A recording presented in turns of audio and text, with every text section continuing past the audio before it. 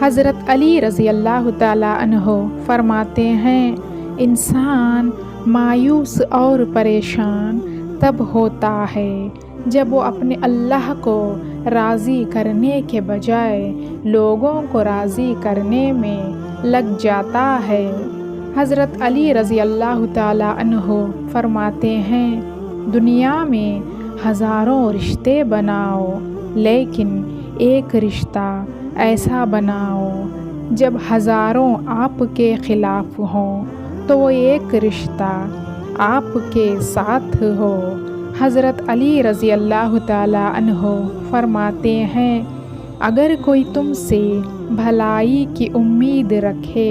تو اسے مایوس مت کرو، کیونکہ لوگوں کی ضرورتوں کا تم سے وابستہ ہونا تم پر اللہ کا خاص کرم ہونے کی نشانی ہے۔ حضرت علی رضی اللہ تعالیٰ عنہ نے فرمایا، کسی سے اتنی نفرت نہ کرو کہ اگر کبھی مل نہ پڑے تو مل نہ سکو، اور کسی سے اتنی محبت نہ کرو کہ اگر کبھی تنہا جی نہ پڑے تو جی نہ سکو۔